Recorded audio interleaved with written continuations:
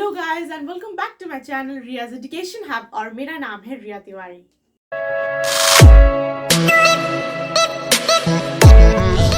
आज हम कंटिन्यू करने जा रहे हैं सिविक्स का चैप्टर जो हमने limitations of on prime ministers position और अथॉरिटी तक किया था। तो जो लोग फर्स्ट टाइम देख रहे हैं मेरे चैनल को, तो इसका जो फर्स्ट पार्ट है ये ऑलरेडी मेरे चैनल पर अपलोडेड है। आप जाके पहले फर्स्ट पार्ट देख लीजिए या फिर मैं लिंक भी डिस्क्रिप्शन बॉक्स में दे दूंगी। ठीक है, तो हम कर रहे थे the union executive, prime minister, union cabinet and the council of ministers. ठीक है, तो आज हम करने जा रहे हैं formation and the organisation of the council of ministers. So let's get started. So the formation, तो पहला पॉइंट आता है designation of a new prime minister. जब काउंसिल ऑफ मिनिस्टर का जब फॉर्मेशन होता है तो पहला पोजीशन प्राइम मिनिस्टर का होता है, क्योंकि उन्हीं के एडवाइस पर ही प्रेसिडेंट काउंसिल ऑफ मिनिस्टर्स को अपॉइंट करते हैं। तो ये बहुत ही इंपॉर्टेंट हो जाता है। Then the first step towards forming a new government in the designation of the Prime Minister, the Constitution provides that the Prime Minister shall be appointed by the President. The Prime Minister must be a person who can be sure of the support of the Lok Sabha. Therefore, the President does not have much discretionary power to appoint the Prime Minister. ठीक है, तो उनके पास ज़्यादा discretionary power नहीं होता है। ऐसे बोलने के लिए होता है कि जो President है वो Prime Minister को appoint करते हैं, लेकिन जो main लोक सभा का जो support होता है उसी से वो Prime Minister बनते हैं। The appointment of the ministers. Now the other ministers are appointed by the president on the advice of the prime minister. जो अलग presidents होते हैं, जो council of ministers होते हैं, जो पूरा panel होता है या फिर cabinet ministers भी, तो वो अपॉइंट किए जाते हैं प्राइम मिनिस्टर की तरफ से। Then with the advice of the prime minister and the president appoints them. It is his right to have a government which can work together as a team and which can secure the support of the Lok Sabha. तो ये prime minister के हाथों में होता है। The prime minister has also bear in mind that as far as all the major communities and geographical regions of the country find a representation in the ministry. ठीक है, तो हर रीजन से एक मिनिस्टर होना ही चाहिए, जाकि इससे कि ये दर्शाता है कि India is of diverse culture. ठीक है, तो यहाँ पर डिस्क्रिमिनेशन नहीं किया जाता है, जैसे कि साफ हमारे कॉन्स्टिट्यूशन में किया गया है कि हमें डिस्क्रिमिनेशन नहीं करना है, राइट टू इक्वलिटी देना है। All ministers have to be members of either House of Parliament. Non-members can also be chosen as ministers, but such persons must get themselves elected as nominated to either house within a period of 6 months after the appointment. ठीक है, तो कोई भी house के member उन्हें होना चाहिए। ठीक है, अगर इलेक्ट हो जाते हैं, अगर उसके बाद वो 6 महीने 6 months he has a particular minister has a time to get himself appointed. Okay, so now we come to the oaths of office and secrecy which is very much important. ठीक है, तो कोई भी आदमी अगर मिनिस्टर बनता है तो उसे ओथ ऑफ ऑफिस लेना पड़ता है, सीक्रेसी लेना पड़ता है, शपथ लेनी पड़ती है कि वो अपना कार्य पूरी निष्ठा के साथ निभाएंगे। The president administers oath of office and secrecy to the prime minister and the other union ministers.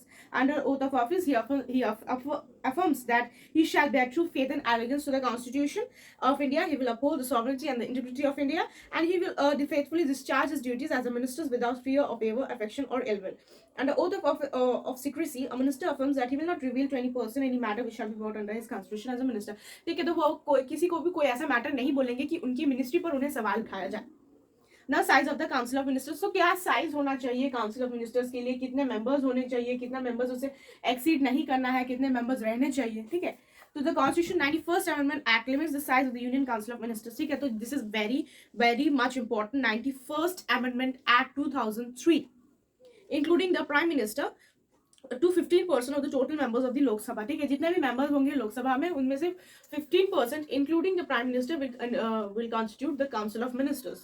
So but no provision is made for the appointment of the deputy prime minister or different categories of ministers such as the ministers of cabinet rank, ministers of state and deputy minister. ठीक है, तो cabinet minister के लिए अलग से authority नहीं बनाई गई है, ये प्राइम मिनिस्टर अपॉइंट करते हैं for the better functioning of the government. ठीक है, तो अगर हर मिनिस्ट्री के लिए एक लीडर रहेगा, एक मिनिस्टर रहेगा, तो उससे प्राइम मिनिस्टर को जानने में सुविधा होगी कि कौन से एरिया में क्या चल रहा है। Deputy prime minister, as long as Sardar Patel was alive, there was the post of the deputy prime minister.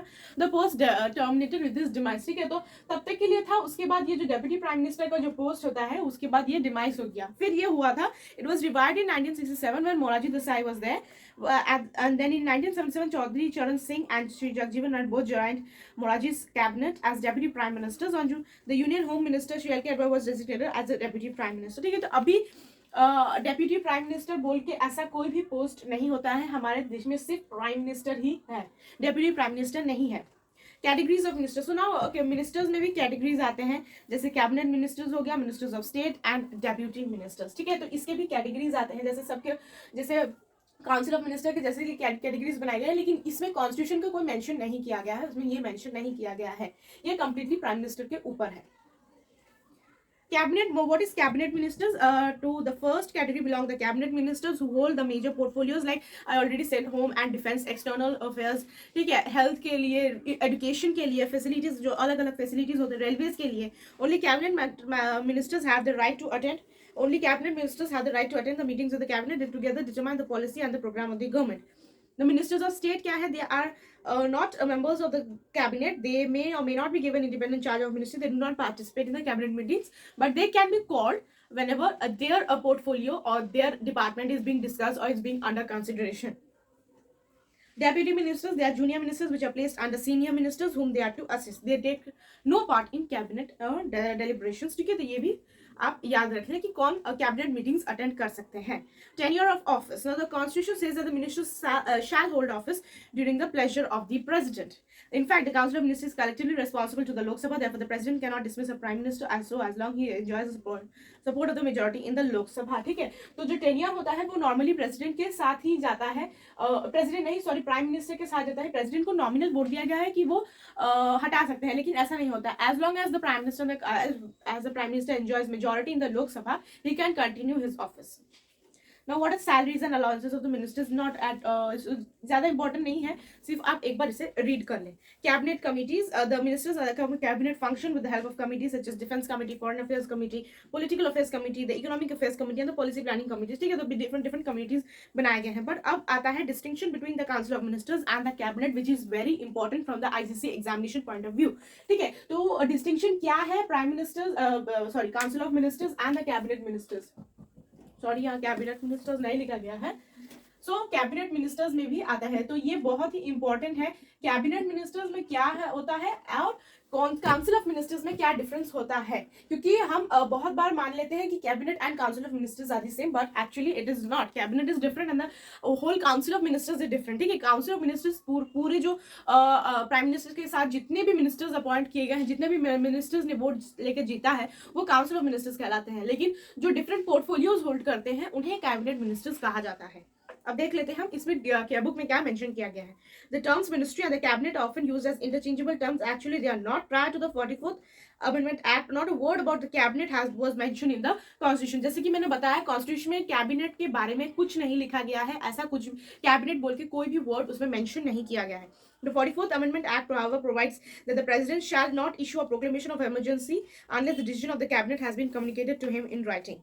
Now, अब यहाँ कैबिनेट का मेंशन क्या है? या cabinet here means the council consisting of the prime minister and the other ministers of the cabinet rank. So now we have to distinguish, ठीक है। अगर ये इसमें कंफ्यूजन है तो हमें इसे क्लियर करना पड़ेगा कि इसमें क्लियरली डिस्टिंक्शन किया गया है।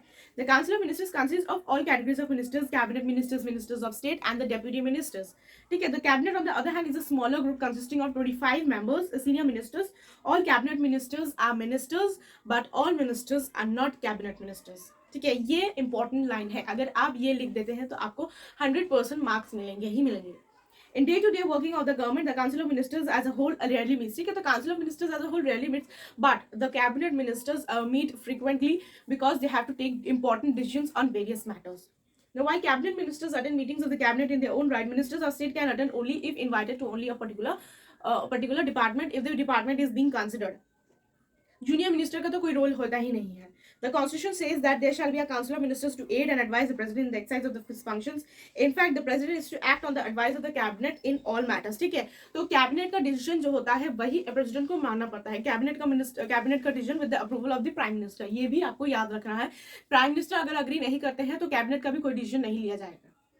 Since the Council of Ministers as a whole rarely meets, the cabinet ministers who are consulted by the Prime Minister for information and advice which he needs. ठीक है, so the cabinet is an inner body within the Council of Ministers. It acts in the name of the Council of Ministers and exercises all powers on its behalf. ठीक है, तो वो Council of Ministers के behalf पर वो act करते हैं।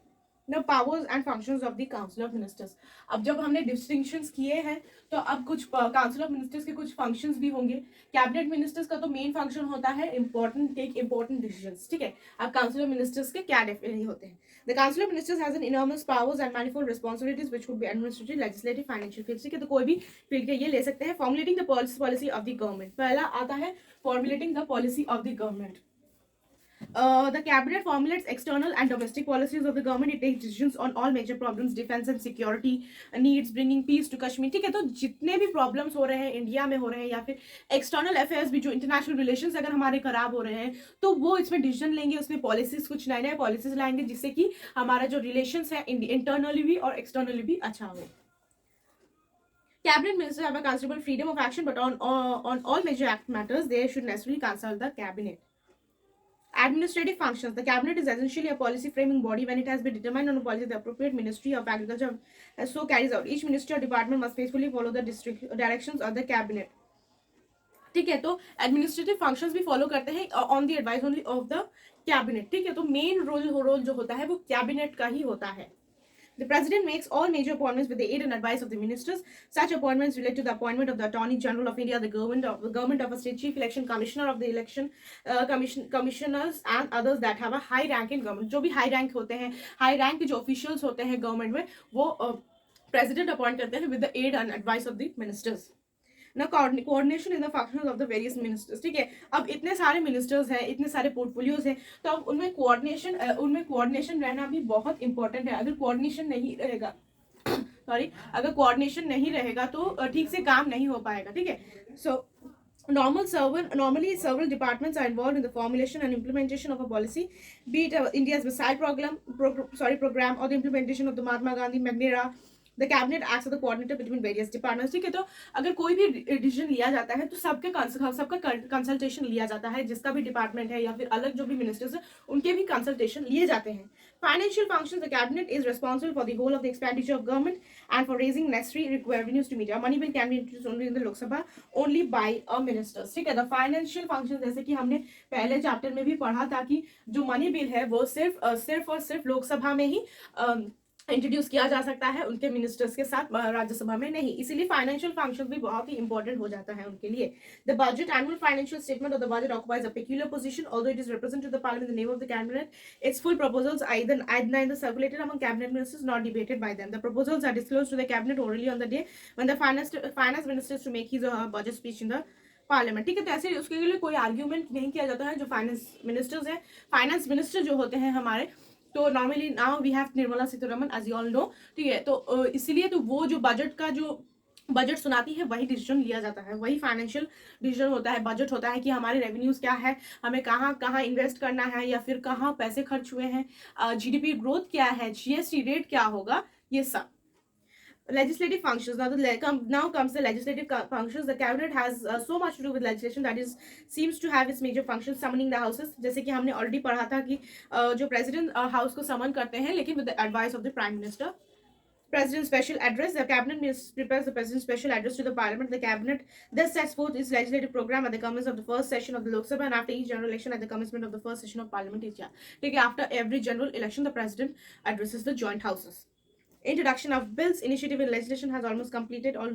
More than 95% of the bills are government bills prepared by the ministers. Issuing ordinances, amendment to the constitution, diplomatic links with other nations, and proclamation of emergency.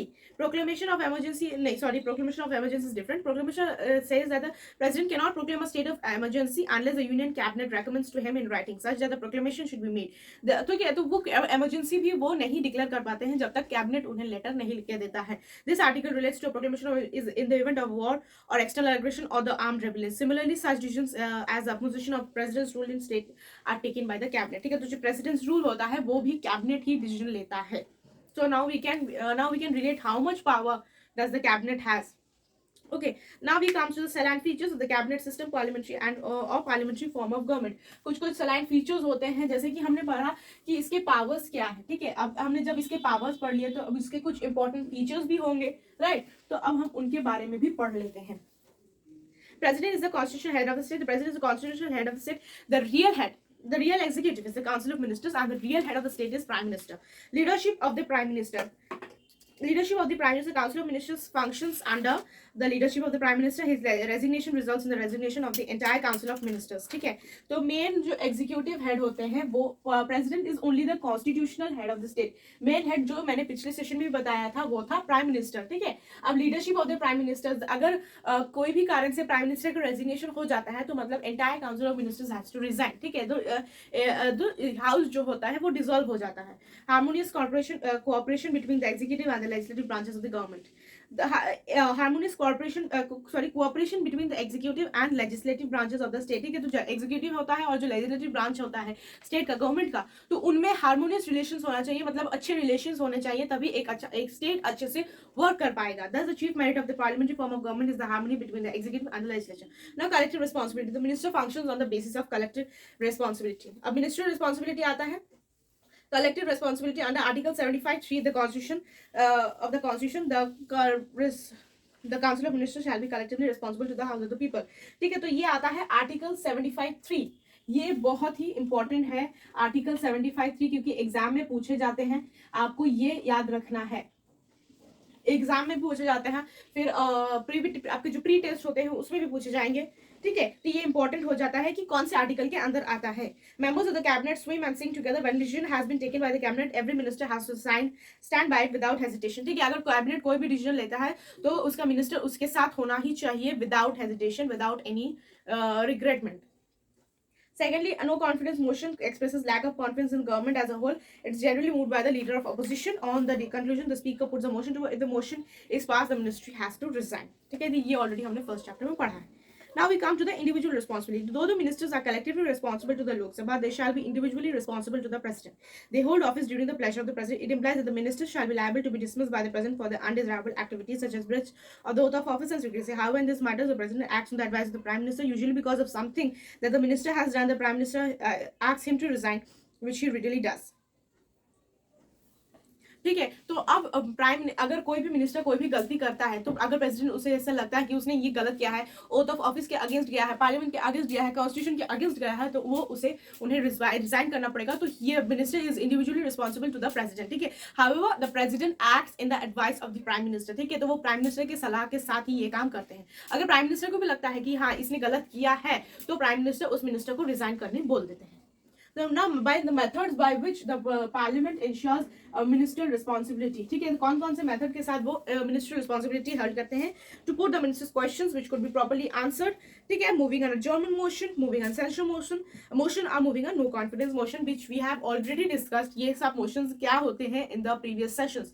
अगर आप भूल गए हैं तो ये आप जाके previous sessions को, वीडियोस को देखिए, नोट्स बनाएं, क्योंकि बार बार आप भूल जाएंगे, तो बार बार याद करना, बार बार एक एक वीडियो को देखना, बार बार एक एक चैप्टर को पढ़ना, ये बहुत टाइम कंज्यूमिंग हो जाता है, क्योंकि इसके साथ आपके और सारे सब्जेक्ट्स भी रहते हैं। ठीक है, इसीलिए हम नोट्स बनाते हैं। जैसे कि मैंने प्रीवियस वीडियोस में भी कहा है कि नोट्स बहुत ही इंपॉर्टेंट रोल प्ले करती है एग्जाम में अच्छे मार्क्स लाने के लिए। ठीक है, तो ये चैप्टर था the union executive, the prime minister, the union council and the cabinet and the union cabinet and the council of ministers।